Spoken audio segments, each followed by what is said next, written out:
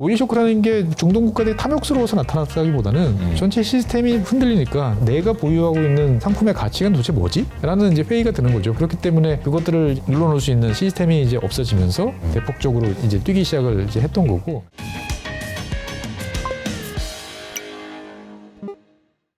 안녕하세요, 이호석입니다. 오늘은 세계화의 종말과 새로운 시작이라는 책을 번역해 주신 최준영 박사님을 모셨습니다. 안녕하세요. 네, 안녕하세요. 네, 박사님 어떻게 잘 지내셨나요? 예, 잘 지내고 있습니다. 네. 책 제목이 너무 인상적입니다. 세계화가 종말됐고 예. 새로운 시작이 시작된다. 원래 원제목은 이제 이분이 전에 썼던 그 유명한 책이 있죠. 네. 더 박스라고. 이제 컨테이너 박스가 어떻게 세상을 바꿔놨나라는 책이 있는데. 컨테이너 세상 박스가 세상을 바꿨어요? 컨테이너 세상을 바꿨죠. 아, 그래요? 예. 그러니까 뭐 우리는 지금 다 컨테이너로 세상의 물동량 대부분을 그쵸. 옮기는데 만약에 컨테이너가 없다고 생각을 해보세요. 그러면은 그거를 하나하나 크레인에 올려서 내려서 그게 어디로 가는지를 추적을 해서 하려고 그러면 아찔한 모양이 나오는 거죠. 그러니까 이제 포장이사라고 하잖아요. 그렇죠. 우리가 보통 포장이사 같은 게 없었을 때를 생각해 보면, 네. 야, 우리 이제 짐 옮길 때 그렇죠. 이거 그냥 막 무작정 넣는 건 말이 안 되는 거잖아요. 그러니까 이제 어떻게 보면 그런 관점에서 보면은 우리 예전에 헐리우드 영화에 보면은 뭐 원스 어폰 타임 뭐 이런 것들 이런 네네. 영화다 보면은 다 구두 항만 노조들이 막 되게 힘이 네. 세고 그걸 둘러싼 이야기가 나오는 게 이해가 되는 거죠. 그렇구나. 그걸 다 사람이 일일이 나누고 분리해야 되는데 네. 그런데 컨테이너라는 게 등장하면서 세상을 바꿔놓고 거리에 따른 비용을 거의 0으로 이제 낮춰놓은 거죠. 더 박스라는 게 어떻게 보면 1960년대 컨테이너 박스의 등장 그리고 그 이후에 바뀌어진 세상에 대해서 되게 디테일하게 이제 들여다봤다. 한 30년 정도의 타임 스케줄을 들여다봤다 그러면 이거는 스케줄을 훨씬 넓혀서 이제 한 300년 정도를 보는 거죠. 그러면 이제 원래 제목은 이 책이 아웃사이더 박스예요. 그러니까 이제 박스 바깥쪽. 그러니까 이제 그 컨테이너라는 게 등장하기 전 그리고 그 이후의 세상을 이제 보자.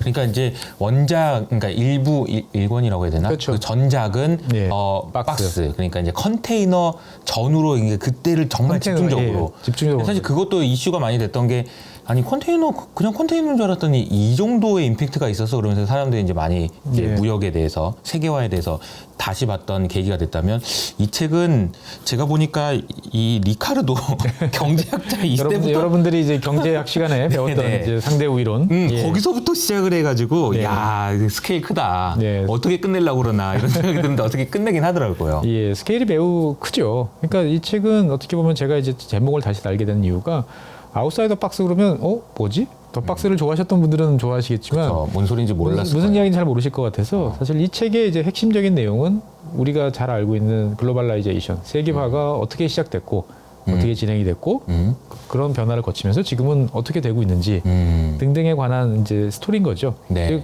세계화는 어디서 시작됐고 어디로 흘러가는가. 예, 그래서 약을 좀 쳤죠. 세계화의 종말.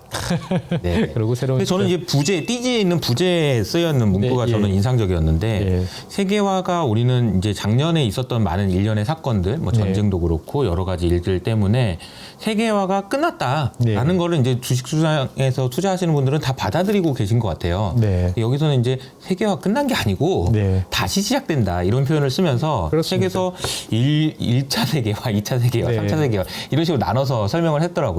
세계화라는 과정은 여러분들이 어떻게 보면 대한민국 국민들은 세계화를 통해서 가장 많은 이득을 본 맞아요. 이제 국민들이기 때문에 네. 세계화에 대해서 되게 긍정적 마인드고 그걸 되게 당연하게 생각을 하세요. 근데 얻은 게 많으니까. 가만 생각해 보면 당연한 게 아니거든요. 지구 반대편에서 뭔가 뭐 부품이나 원료를 들여와서 여기서 만들어서 그거를 다시 지구 반대편으로 팔아서 거기서 돈을 벌고 효율적으로 뭔가 돌아간다? 이거 되게 부자연스러운 시스템이죠. 옆에서 만드는 것도 아니고 네. 저기서 만들어가지고 온다는 게 네. 그렇죠. 그러니까 이제 이 책의 가장 큰 매력은 그러면 그 과정이 어떻게 등장했지? 라는 궁금증을 가졌을 때 아주 명쾌하게 답을 줍니다. 세 가지가 바뀌면 이제 세계화가 시작된다.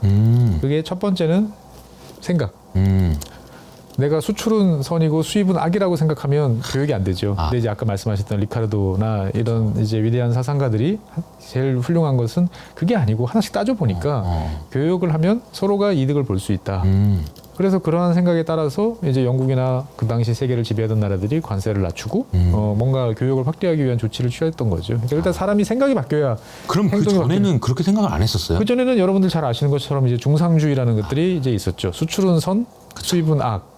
예. 그러면 결국 그 끝은 수출이 최고야, 뭐 이런 생각. 그렇죠. 그러면 결국 상대를 두들겨 패던지, 그렇죠. 상대방을 강제로 열던지 해야 되기 때문에 언제나 전쟁을 수반할 수밖에 없었는데 이제 이 과정에서는 이제 그렇지 않다라는 점들을 이제 말씀드릴 수 있을 것 같습니다. 근데 이게 어떻게 보면은 그 생각을 바꾸는 것이 시작이었네요. 그렇죠. 사상이. 생각을 바꾸는 게 첫 번째고, 그러면 생각을 바꿔서 야, 그러면 교역을 해. 그러면 저쪽에 도대체 싼 게 얼마나 있지? 가격은 얼마지? 이거를 이제 알아야 우리가 뭐 거래라는 거는 결국 가격이라는 신호를 가지고 거래를 하지 않습니까? 보면은. 근데 그전에는 방법이 없는 거죠. 그런데 19세기 말부터 사람들을 도와주기 위한 수단들이 이제 개발이 됐던 거죠. 예나 지금이나 그 제일 빠른 소식들은 다 바다 밑 케이블을 통해서 전달되죠. 해저 케이블이 깔리면서 이제 뭐 대서양 건너편에서의 가격 동향들을 쉽게 파악할 수 있었던 거죠. 생각해보면 뭐 복잡하지도 않아요. 그냥 뭐 이를테면 밀이라는 그 어떤 상품을 코드를 뭐 03 뭐 이렇게 붙여놨으면 03번 3월 달에 지금 현재 시세 변동률 숫자 몇 개만 오르스보로 보내주면 받아보는 입장에서 보면 딱 판단이 드는 거거든요. 드디어 내렸구나. 이제 사들일 때가 됐다. 예, 결심을 할 수 있는 거죠. 네. 그러니까 원활한 정보의 흐름이 이제 두 번째.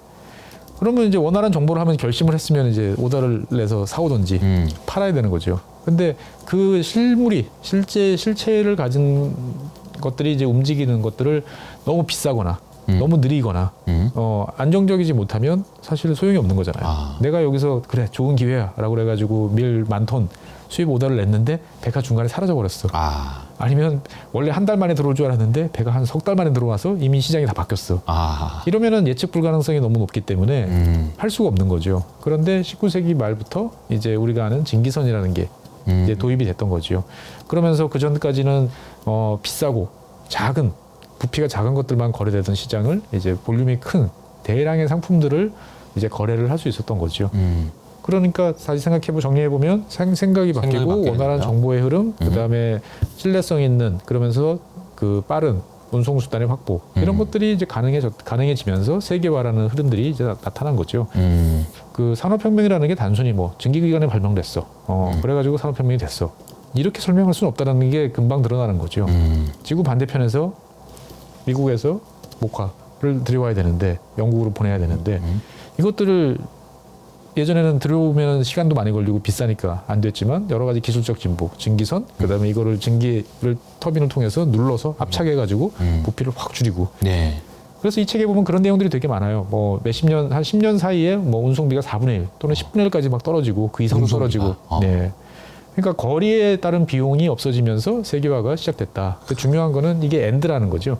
그쵸. 생각도 바뀌고 신뢰성 있는 통신수단도 동원돼야 되고 그 다음에 안정적인 운송수단도 나와야 되고 그래서 이게 같이 묶이면 세계화가 시작되는 거죠. 그래서 1차 세계화는 이제 19세기 후반서부터 20세기 초반까지 1차 세계대전 전까지 전 세계를 하나로 묶어놓으면서 발전. 물론 이제 유럽이나 북미 대륙 일부에 국한되는 이제 그들만의 세계화였지만 그 전과는 비교할 수 없을 정도의 이제 세계화가 이제 그 당시에 진행이 됐었죠. 그러니까 이제 어떻게 보면은 세 가지를 우리가 기억하면 좋을 것 같아요. 생각이 바뀌어야 되고 일단 바꿔서 해보자. 싸우지 말고 이렇게 할 수도 있어.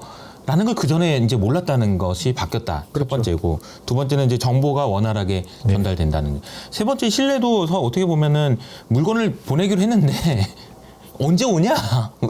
중간에 해적이 가져왔어요. 이러면 이제 곤란해지는 상황인데 이런 것들이 전부 다 잘 이제 버무러지고 합쳐져서 엔드 조건으로 그렇게 됐을 때야만 비로소 세계화가 진행된다라는 얘기고 이게 이제 19세기에 있었던 세계화의 흐름을 설명하고죠. 19세기 말부터 20세기 초반 1차 세계대전 전까지의 1차 세계대전 직전까지. 그래서 그 당시도 벌써 이제 뭐 미식 만드는 싱어 같은 회사 그 책에서 잘 설명하고 있지만 세계 한 50개국에 이제 사업장을 두고 생산을 해서 글로벌 경영을 이미 하고 있었어요. 그러니까 우리는 뭐 글로벌 경영이라는 게 인터넷이 이제 있은 다음서부터 가능해졌다 이렇게 생각하지만 그렇진 않았던 거죠.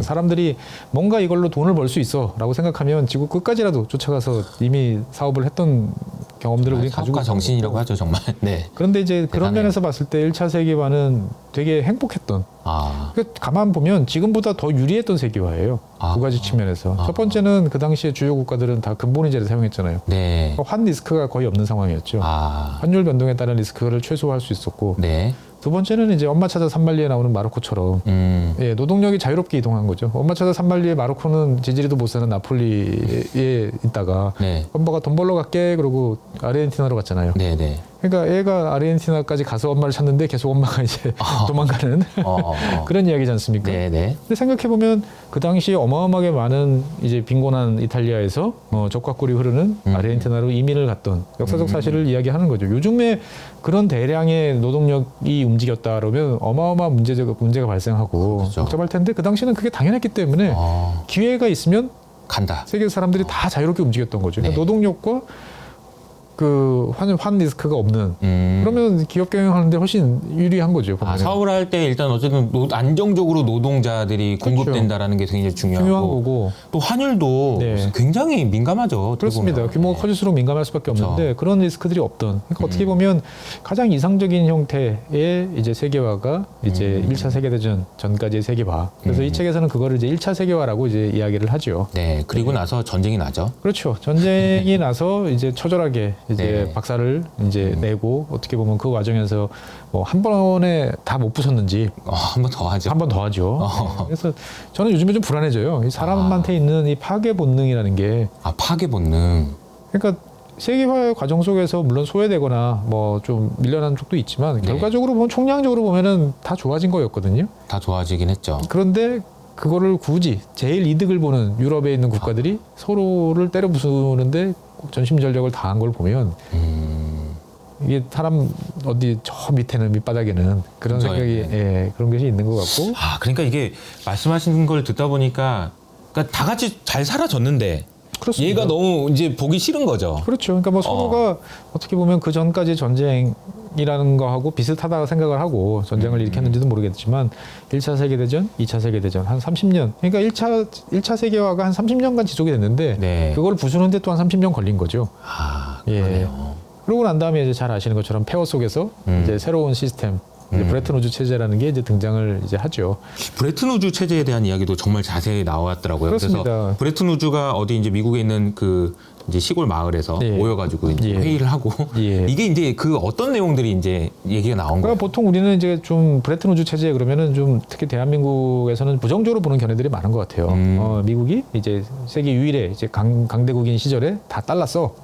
이렇게 일방적으로 빡질러 가지고 달러를 쓰게 만들었다. 사실 브레튼 우즈 체제를 잘 보면 미국이란 나라가 이 세계 패권국 그리고 어떻게 보면 참 독특한 훌륭한 나라라는 생각도 들어요. 그러니까 뭐냐면 많은 책들에서 잘 설명을 요즘에는 브레튼 우즈 체제에 대한 많은 좋은 이야기들이 많지만 저는 그렇게 생각해요. 전쟁이 끝났어요. 전쟁이 끝나면은 전쟁에서 이긴 나라들은 내가 전쟁에 들인 비용을 보상을 뺏어오는 받아요. 거죠. 보상을 받아야 되죠. 그렇죠. 그럼 당연히 이제 진 나라한테 배상금을 뜯어내고 돈으로 받았으면 돈으로 받고 돈으로 못 받으면 그만큼에 해당하는 것을 받을 때까지 주둔해서 가져가는 게 일반적인 전쟁의 방식이었단 말이죠. 서양에서. 그런데 다들 유럽 국가들은 그렇게 생각을 했어요. 왜냐하면 뭐 영국이나 이런 나라들도 내가 미국에 빌려 쓴 게 도대체 얼만데 맞아요. 이거 갚으라 그러면 네, 큰일이다. 그런데 미국이 말한 거는 나는 시장을 열겠다. 예, 미국 시장을 열 테니까 와서 자유롭게 거래를 해라. 정한 시스템 기본적인 룰만 지키면 돈 벌어서 가져가서 네 나라 복구하는데 돈을 써라. 처음에 그거를 하기 위한 필요한 것들은 우리가 마샬 플랜이나 뭘로 이제 도와줄 테니까 가자. 그러면 그 과정에서 여러 가지 뭐 물건이 왔다 갔다 하는 데 있어서 리스크 이런 것들은 미국 해군이 전 세계를 지켜주겠다라고 약속을 하면서 대신 그러면 그거에 다른 단위는 당연히 미국 시장에 물건을 파는 거니까 그렇죠. 달러를 베이스로 하는 게 당연한 거죠. 예. 그러면서 이제 그 대공황 시절에 어떤 국가들의 근본이제에서 이제 이탈하고 그 혼란상들을 막기 위해서 미국 달러만 금이랑 바꾼다. 다른 나라들은 이 미국 달러와 연동해서 고정된. 예. 그래서 어떻게 보면 브레튼 우즈 체제는 과거에 대한 뼈아픈 반성. 그리고 그 문제를 해결하기 위한 새로운 대안을 어떻게 보면 시스템적으로 국제적인 차원에서 내놨다라는 게 상당히 이제 훌륭한.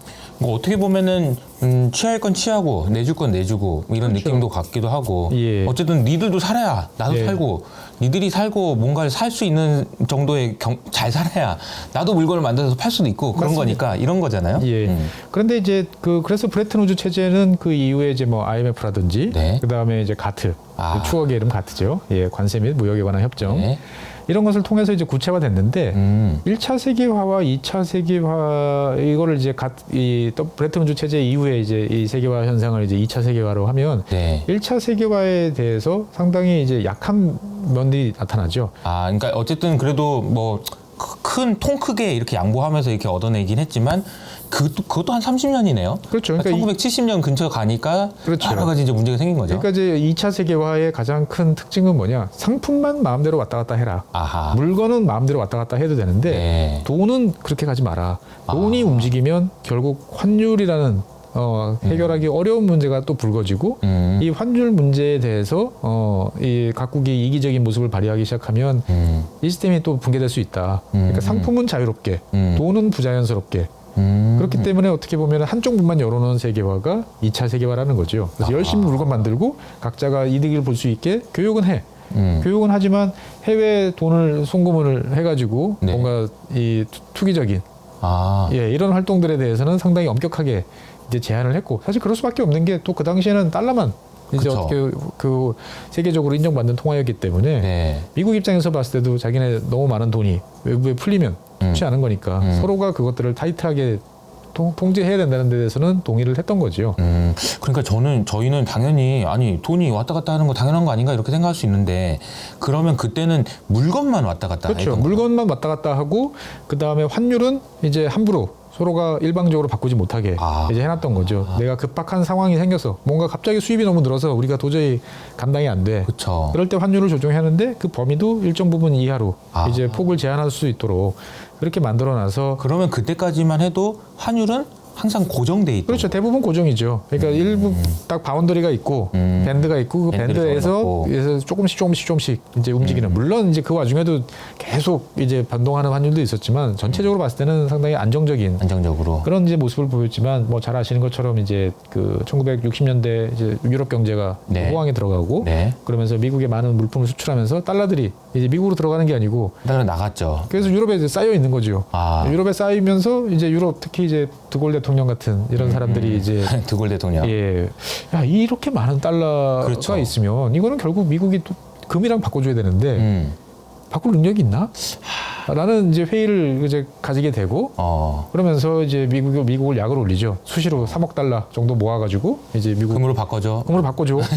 있어 금? 예. 없는 것 같은데. 그렇죠. 그러니까 이제 미국 입장에서 봤을 때는 이제 점점 그 당시에 이제 베트남 전쟁도 치러야 되고 전비가 많이 들어가야 되는 상황에서 이제 그런 동맹국들 특히 이제 프랑스로 대표되는 이런 나라들의 움직임들이 상당히 이제 신경이 쓰였고 다른 한편으로 보면 결국 그 모두가 어느 순간 이제 인정을 하게 되는 거죠. 이 시스템을 더 이상 유지하기 힘들겠다. 물론 그 와중에 이제 영국 같은 나라도 상당히 이제 환율 때문에 고생을 많이 했고 유럽의 많은 국가들이 그런 안정적인 환율을 유지하기 위해서 노력을 했습니다만 안 된다. 이미 스케일이 너무 커져버려서 그렇죠. 이제 곤란하다. 그러니까 우리가 생각해 보면 지금도 환율 시장이라는 것이 정말로 그냥 변동이 크잖아요. 뭐 경기도 그렇고 여러 가지 상황에서 그도 당연한 것이 어떤 나라가 어떤 나라보다 더 잘 살게 되거나 물건 가격이 올라가거나 이러면 당연히 뭐 약세가 되거나 이렇게 되는 게 자연스러운데 이걸 억지로 막아놓다 보면은 생길 수 있는 문제가 있을 것 같은데 그때 당시에는 이제 그걸 몰랐던 거겠네요. 그죠? 그렇죠. 일부러 이제 그런 문제를 회피하려고 노력을 했는데 일단 묶어놓자. 예. 이것까지 변동되면 너무 힘드니까. 결국 3차 방정식이 되니까. 결국 그게 이제 더 이상 한계에 오니까 이제 닉슨 대통령이 여러분들 잘 아시는 이제 불태환 선언을 이제 하게 된 거죠. 야, 이게 여기서 이제 이렇게까지 오니까 우리가 이제 지금 2023년에 살고 있는데 2023년을 이야기하면서 가장 많이 나오는 그 시대가 1970년대. 예. 그때 이제 물가도 너무 높았고 막 이런 얘기가 나오는데 그때 당시에 이제 어떤 일들이 있었는지가 나오거든요. 그렇죠. 그러니까 이 책의 매력은 약간 옛날 이야기 같은데 지금 현실하고 연결돼서 그게 어떻게 시작됐는지를 아주 잘 설명해 준다라는 거죠. 그러니까 과거를 이해하면 현재의 많은 것들이 훨씬 명료하게 보여요. 그러니까 달러라는 게 불태원 선언하면 금이랑 안 바꿔줘요. 맞아. 그러면 내가 가지고 있는 이 달러라는 가치는 도대체 뭐죠? 그치. 예. 어디, 잠깐, 붕 뜨는 거죠, 붕 그냥. 뜨는 거죠. 그전에는 금, 달러, 그리고 다른 기타 화폐들이 연동이 됐었는데 갑자기 한 축이 무너진 거란 말이죠. 그러면 이 달러는 나머지 통화와의 관계 속에서만 그쵸. 의미가 있는데 많은 사람들한테 이게 받아들이기 되게 힘든 거예요. 아, 이거 금이랑 바꿔줘야 된다는데 안 바꿔준다는데 맞아. 그러면 당연히 내가 그 달러를 갖고 있는 입장에서 봤을 때는 내가 손해를 보고 있다는 느낌이 들 수밖에 없는 거고 그 손해를 이제 만회하기 위해서는 내가 또 비싼 가격을 불러야겠다라고 생각을 하는 거죠. 그 중에 대표적인 게 석유였죠. 아, 석유 같은 경우는 이제 뭐 60년대, 70년대 거치면서 수요량 자체도 늘었고 그럼에도 불구하고 과거에 맺어놓은 계약들 때문에 중동 산유국들은 쥐꼬리만한 수수료만 받고 있다는 불만이 많았는데 심지어 그걸 받는 달러도 내가 가치를 알 수가 없다. 그러면 이거는 불공정한 계약이 되는 거죠. 그쵸, 그쵸. 그렇기 때문에 이제 그 당시에 이제 사실 만들어지고 뭐 큰 힘을 쓰지 못했던 오펙이라는 기구들이 이제 제대로 결집을 하면서 네. 이제 석유 가격을 대폭적으로 올리는 이게 1973년. 그렇죠. 1차 오일 쇼크, 2차 오일 쇼크가 이게 나타나는 거죠. 그러니까 오일 쇼크라는 게 중동 국가들이 탐욕스러워서 나타났다기보다는 전체 시스템이 흔들리니까 내가 팔고 있는 내가 보유하고 있는 물건의 상품의 가치가 도대체 뭐지? 라는 이제 회의가 드는 거죠, 보면은. 그렇기 때문에 그것들을 이제 눌러놓을 수 있는 시스템이 이제 없어지면서 대폭적으로 이제 뛰기 시작을 이제 했던 거고 이 책에서 이제 가장 매력적인 면들은 이제 여러분들이 대한민국이 어떻게 발전했나를 보면 70년대부터 수출 주력 산업으로 해서 성장을 했고 70년대 후반서부터 중화학 산업에 투자를 해서 어쩌고 저쩌고 이렇게 보통 배우셨을 거예요. 근데 저 어릴 때도 되게 궁금했던 게 아니, 그럼 그전에 왜 못했지? 아, 그러게요. 예. 그 다음에 이제 저 어릴 때 기억에 80년대 초반 되면 대한민국 외국 빚 때문에 외채 때문에 망한다. 아, IMF. 그러니까 뭐 어디선가 빌려왔던 외국에 빌려왔던 돈 때문에 망한다. 라는 이야기가 많았는데 70년대 초반까지는 그런 얘기 별로 없었거든요. 아, 그러면 이게 도대체 어디서 나타난 이야기인가에 대한 궁금증이 있었는데 이 책을 보면서 이제 그런 명료한 이제 답을 얻을 수 있었어요. 석유 가격이 뛰니까 네네. 중동 산유국들은 말 그대로 돈방석에 앉은 거죠. 그러면 이제 돈방석에 앉았으면 이거를 집에다가 금고에다 갖다 놓는 것도 한계가 있으니까 어디에 우리 로또 맞으면 일단 어디다 놓죠? 은행에 일단 은행에 넣죠. 뭐 금리가 높지 않더라도 일단 넣어놓죠. 보관해 놓는 거죠. 예, 똑같은 행동을 합니다. 이제 평소 자기들이 거래하던 런던, 뭐 뉴욕, 뭐 동경 이런 데 있는 은행가들을 불러서 나 일단 예치해 놓을 테니까 너희들 예전에 약속해 놓은 금리 나한테 보장해라. 라고 돈을 예치를 하는 거죠. 네. 수억 달러, 수십억 달러를 예치하는데 이 은행들 입장에서 봤을 때는 당장은 좋은데 이제 고민이 시작된 거죠. 오일 쇼크 때문에 전 세계 경기가 박살이 났는데 그렇죠. 약속한 금리는 이제 그 전에 경기 좋았을 때의 금리라는 거죠. 이게 지금 식으로 따지면 장단기 금리 차가 역전된 셈이네요. 그렇죠. 네. 그러니까 이제 돈을 빌려주려면 기업한테 빌려줘야 되는데 기업들은 지금 생사의 기로에 놓여 있기 때문에 아무도 돈을 쓸 생각은 없어요. 근데 산유국한테 약속한 금리는 줘야 되겠고 생각도 못한 이 은행들이 이제 돌파구를 찾아낸 게 나라의 돈을 빌려준다.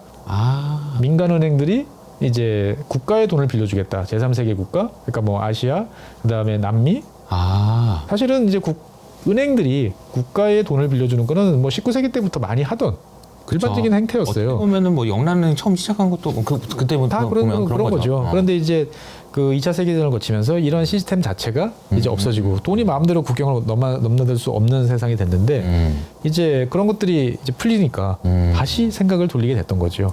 그러니까 오일 쇼크 그리고 이제 불태안 선언 이후에 돈들은 자유롭게 이제 국경을 넘나들 수 있게 됐고 그 전까지는 묶어놓는 이유가 있었는데 이제 묶어놓을 이유가 없는 거잖아요. 그 전에는 금에 묶여 있어서 이게 딱 어디 날아가지 못하게 잡혀 있었는데 이게 풀려버리니까 슉 날아가 버린 거죠. 그 돈이. 그러니까 돈들이 이제 돈 벌 구석만 있으면 이제 말 그대로 이제 뜨거운 돈이 된 거죠. 한 번이가 돼서 어디든지 갈 수 있는. 우르르 몰려서 그때 이제 돈을 빌려준 나라 중에 대표적인 나라가 우리나라, 아르헨티나, 멕시코 뭐 이런 나라들이에요.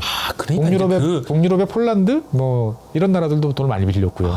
그러니까 그 따지고 보면은 우리가 돈을 빌린다라는, 그러니까 해외에서 돈을 빌린다라는 개념이 없었던 거죠. 없었던 거죠. 그 전에는 우리가 돈을 빌린다는 거는 빌리는 게 아니고 이제 원조를 받는 거였죠. 그렇죠. 주로 미국, 그러니까 국가 정부, 정부 대 정부로서 원조를 받든지 아니면 지금도 있는 이제 뭐 세계은행 이런 곳에서 돈을 받든지 그 당시에만 있던 이제 IBRD 같은 이제 이런 그 개발 원조 해주는 곳에서 뭐 무상 또는 유상으로 이제 원조를 받는 거였는데 네. 이제는 그런 복잡한 필요 없고 이자내, 그냥. 은행이랑 딜해서 우리가 이자 내면 돈 빌려 쓸 수 있는 거예요. 그러니까 그 전까지는 꿈만 꾸지 감히 상상도 못했던 그러니까 우리나라 같은 경우도 포항제철 같은 경우는 포스코를 만들고 싶었는데 그 돈을 도저히 한 데서 구할 수가 없기 때문에 결국 대일 그 청구권에서 받아온 3억 달러를 거다가 몰빵을 해가지고 건설을 한 거죠 보면은. 근데 이젠 그럴 필요가 없는 거예요. 빌려오면 돼요. 그래서 빌려와서 이제 각 나라들이 너도나도 하는 것들은 비슷한 행태를 보였던 거죠. 이제 그 중화학 산업. 예. 그러니까 우리나라나 아르헨티나나 비슷한 시기에 비슷한 사이즈로 막 시작을 합니다. 예. 폴란드 같은 경우는 이제 소비재 수입에 돈을 많이 쓰는 거죠. 자, 그러니까 이게 따라오다 보니까 어느새 이제 3차 세계화에 대한 이야기가 시작됐는데 2차 세계화와 2차 세계화가 이제 끝날 때 마무리 스토리가 좀 있죠. 네, 그러니까 이제 1970년대 70년대에서 이제 돈을 막 흥청망청 빌려서 좋다. 막 너도나도 했는데 70년대 후반쯤 되니까 잘 아시는 것처럼 요즘에는 뭐 이분 이름 다 알죠. 볼커. 예, 네네. 금리가 막 인플레이션이 너무 심하니까 물가가 너무 올라버린 거예요. 너무 올라버렸죠. 올라버리니까 어떻게 해야 되겠습니까? 금리를 올려서라도 잡자. 근데 그러면 70년대 전에는 70년대 중반 이럴 때는 왜 금리를 그렇게 안 올렸냐? 금리 올렸죠. 올렸는데 국민들이 죽겠다고 낮아빠지는 거예요. 그러니까 정치인들이 야 이거 안 되겠다. 금리를 다시 내려요. 그러면 또 물가가 뛰어요. 그렇죠. 이런 이제 악순환이 한 10년 동안 됐는데 1980년대 초반 되니까 이제 정치권에서 이제 지친 거예요. 무슨 희생을 쓰더라도 무슨 쓴약을 먹어서라도 이거 잡아야 된다. 안 그러면 우리 다 죽는다. 라고 생각을 한 거고 그래서 볼커가 금리를 퍽퍽 올리는 거죠. 그래서 이제 금리를 올려서 인플레이션을 3년 만에 완전히 끝장을 내버리죠. 저도 뭐 그때 뭐 살아보질 않아가지고 잘 모르지만 그러니까 지금 상상을 해보면 이런 것 같아요. 이제 달러라는 거를 믿고 철석같이 믿고 있었는데 이거는 정말 세계 최강 미국이 근데 이거를 뒷받침해주는 게 금으로 바꿔준다라는 어떤 그 믿음이었는데 이게 끊어진 다음에 이 달러의 가치가 어떻게 되는 건가 라는 현상이 어떻게 보면 달러가 가치가 있는 건가 없는 건가 하는 과정이 반대쪽에서 물건 가격이 올랐다가 빠졌다가 이런 걸로 이제 반영된 거고 바뀐 거고 그것이 이제 나타나는 것이 이제 요즘에는 달러 대신 금 대신 이제 금리로 나타나는 거죠. 맞아요. 미국의 금리가 올라가면 이제 달러 가치가 올라가고 미국 금리가 내려가면 달러 가치가 하락하는 그렇기 때문에 이 80년대 초반에 이제 기준금리를 20% 수준으로 이제 높여놨기 때문에 인위적으로 올렸죠. 그러면 말 그대로 요즘 여러분들 잘 쓰시는 표현으로 이제 킹 달러가 된 거잖아요. 그렇죠. 예, 킹 달러가 됐을 때 인플레이션이 잡혔어. 끝. 우리는 보통 여기까지 아는데 이 책은 거기에 따른 비용이 잘 설명이 돼 있어요. 사실 세상이라는 게 좋은 것만 있을 수는 없잖아요. 그렇죠. 그럼 미국 입장에서 봤을 때는 인플레이션을 잡는 대신 무슨 희생을 치렀냐? 미국의 제조업이 작살이 났습니다. 왜냐하면 그렇게 비싼 어마어마한 이제 강달러 초강달러인데 그러면 미국에서 만드는 가전제품, 미국이 만드는 자동차, 미국이 만드는 의류 이런 것들이 경쟁력이 있을까요? 없어지는 거죠. 수출 경쟁력이 약화된 거죠. 수출 경쟁력이 약화되는 거고 대신 수입 제품들에 대한 경쟁력은 어마어마하게 커질 수밖에 없던 거죠. 구매력이 커지니까. 그렇죠. 이 틈을 타고 이제 제일 적극적으로 파고든 나라가 이제 일본인 거죠. 그러니까 요즘 중국이 미국 시장에 점유하고 뭐 미국에 대해서 여러 가지 이제 공세를 펼치고 있는 그러한 면하고 80년대 일본의 미국의 시장에서 펼친 거하고 비교해 보면 일본이 사실은 훨씬 집요하고 훨씬 더 이제 피부에 와닿는 그런 것들이 되게 많았죠. 그래서 미국의 일단은 자동차 산업이 박살이 나고 그래서 디트로이트가 몰락을 하고 그다음에 이제 미국의 이제 반도체 산업도 이제 큰 궁지에 이제 몰리게 되는 거죠. 예. 그래서 결국 뭐 이 책에 그 내용까지 자세히 나오지는 않습니다만 결국 이제 미국 반도체 산업이나 자동차 산업이 정부를 찾아가서 살려주세요라고 하게 되고 미국이 찍어 누르면서 이제 자율 규제라는 아주 전대미문에 우리 수출을 조금만 할게요. 라고 우리 스스로 알아서 약속하는 시스템들이 이제 등장하게 되는 거죠. 그래서 그 공백을 타고 미국 시장에 상품성은 부족하지만 진출했던 회사가 삼성전자의 메모리 반도체고 현대자동차의 이제 엑셀 자동차인 거죠. 그러니까 이게 이제 그때 당시 상황을 이렇게 더듬어 보니까 우리나라가 어떤 포지션에서 어떻게 이제 수혜를 받는지가 좀 그려지는 것 같습니다. 그렇습니다. 그러니까 이제 그 와중에서 우리는 갑자기 3조 호황이야. 하늘에서 뚝 떨어진 것 같아. 라고 생각하지만 이제 그렇지는 않다라는 거죠. 여기 여러 가지 국제적 상황에서 우리한테 좋은 찬스가 주어졌고 우리는 그 동아줄을 붙잡고 이제 외채 늪에서 이제 벗어나면서 성장을 하게 하게 됐던 거고 그래서 2차 세계화가 이제 그런 식으로 가다가 근데 사실 2차 세계화의 가장 큰 약점은 뭐냐? 전 세계의 한 3분의 2만 네. 어떻게 보면 한 절반 정도만 이제 자본주의라는 이 교역의 틀에 묶여 있었던 거죠. 그럼 나머지는 뭐냐? 공산주의. 사회주의 국가로 돼 있었기 때문에 네. 격리돼 있는 어떤 존재들이 있었던 거죠. 말 그대로의 세계화가 아니고 네, 그들만의 세계화였던 건데 1989년 베를린 장벽이 무너지고 1991년 소련이 이제 붕괴하면서 이제 세상이 완전히 바뀌게 된 거죠. 그렇죠. 예, 중국이 등장하고요. 그렇죠. 근데 이제 우리는 여기에 대해서 너무 당연하다 보니까 그 의미를 잘 몰라요. 하루아침에 이제 전 세계 시장, 뭐 작게 봐도 한 30% 시장이 넓어진 거예요. 네. 예. 그러면 우리도 지금 뭔가 물건을 팔아야 되는 입장에서 갑자기 시장이 하루아침에 자고 일어났더니 3분의 1 넓어 30% 시장 확대가 돼 있어. 너무나 즐거운 일이잖아요. 그렇죠. 매출이 하루에 100만 원씩 나던 게 130만 원 되는 130만 원은 뭐 한꺼번에 그냥. 기본은 보장된다라고 이제 볼 수 있는 거죠. 더 좋은 점은 그 시장에는 사람이 있을 거 아니에요. 네. 이 사람들은 다 노동력이란 말이죠. 아. 네. 싼 노동력이. 근데 내도 노동력의 가치가 얼마인지를 몰라. 사회주의 국가이기 때문에. 그러니까 그냥 일해서 내가 필요한 물건을 사면 만족하는 거죠. 중국부터 동유럽 정말 어마어마한 수억 명의 이제 노동 인력이 갑자기 노동 시장으로 진입을 이제 하게 되면서 제3세계화가 제3의 세계화가 이제 진행이 되는 거죠. 네. 그러니까 제3의 세계화를 이제 돌이켜 보면 정말 행복했던 시절이다. 이런 생각이 드는 거죠. 시장이 넓어졌어요. 그런데 노동력은 어마어마하게 들어왔기 때문에 70년대는 경기가 좋아지면 인건비가 오르고 인플레이션 유발이 됐는데 기업의 성장은 어마어마하게 빨라졌는데 물가는 내려가요. 왜? 인건비가 오르지 않으니까. 어떻게 보면 우리가 지난 한 2010년대 초반까지 느꼈던 골디락스. 근 30년, 40년 동안. 그 30년 동안 느꼈던 골디락스 같은 이제 이러한 체제가 시작이 됐던 거죠. 그래서 전 세계는 이제 하나의 시스템으로 묶이기 시작을 했고, 미국 그리고 달러라는 체제 그리고 이제 그런 사상이 아니고 실제적인 경제적 이득을 위해서 모두가 이제 이득을 보는 이제 그러한 체제로 이제 전환이 되기 시작을 했던 거죠. 돈들은 더 현기증 나게 빠른 속도로 더 빨리 움직여 다니기 시작을 했고 미국을 떠났던 선진국에서 밀려났던 산업들은 이제 아시아나 뭐 중남미나 어디론가 찾아가서 중국이나 이런 곳에 가서 이제 새롭게 터전을 잡고 말 그대로 이제 제일 효율적인 루트를 찾아서 움직이면서 뻗어나가기 시작을 했던 거죠. 그게 요즘에 많이 이야기되는 글로벌 밸류 체인이라는 그렇죠. 예, 밸류 체인이 이제 등장을 하게 됐고 그 과정에서 생겨난 부산물 같은 거죠. 그렇죠. 글로벌 밸류 체인이라는 것이. 예. 네. 사람들이 최적에 찾다 보니까 그렇게 이제 만들어진 거고 그 속에서 이제 성장하는 국가, 그렇지 못한 국가들이 이제 등장을 하게 되는 거죠. 단순히 이제 돈이 많이 이제 흘러다니고 노동력이 많이 왔다. 플러스 이제 이 시대, 특히 이제 2000년대 들어와서 나타났던 변화 중에 하나는 아까 이제 덧박스 이야기할 때 나왔던 컨테이너들이 기술적으로 이제 초대형화되기 시작을 한 거죠. 훨씬 더 볼륨이 커지고 그 많은 물동량을 더 저렴한, 더 많이 날르는데 더 싸져요.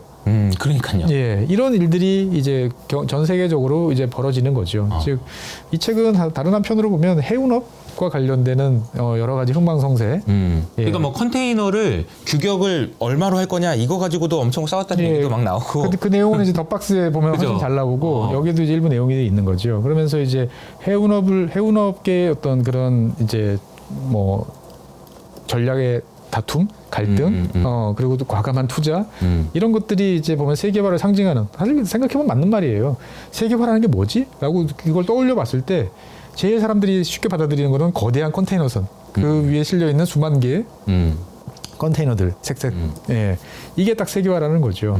그러니까 그런 이제 손발이 돼주는 해운이라는 그 파트에서도 이제 엄청난 변화들이 생겨나면서 전 세계가 이제 급속도로 이제 발전을 이제 하게 됐다라고 볼 수 있는 거죠. 어떻게 보면 이제 냉전 이후의 시대가 제3의 세계화고 제3의 세계화가 이제 비교적 최근까지 예, 쭉 이어져 이제 왔죠. 그 과정에서 제일 득을 본 나라는 이제 많은 사람들은 중국이라고 그러지만 저는 이제 한국이라고 생각을 하고요. 왜냐하면 중국 같은 거대한 시장을 옆에 두고 그 시장에서 연간 수백억 달러의 무역 흑자를 보면서 뭔가 이제 장사를 할 수 있었다. 한 사회를 도약시킬 수 있는 재원을 마련한 거는 어마어마한 행운이었거든요. 하필 그때 돈도 빌릴 수 있고 네. 노동력도 있는 데다가 네. 시장도 있는. 시장도 있고 근데 시장도 근접하고 그러니까 어떻게 보면은 이제 한중일 세 개 나라가 이제 삼각 형태로 이제 돌아가면서 서로가 이제 발전을 이제 하게 됐던 거고. 게다가 머리도 좋아, 막 이러면서. 예, 그 상황에서 이제 제가 봤을 때는 한국이 이제 가장 큰 이제 덕을 보게 됐던 거죠. 보면은. 예.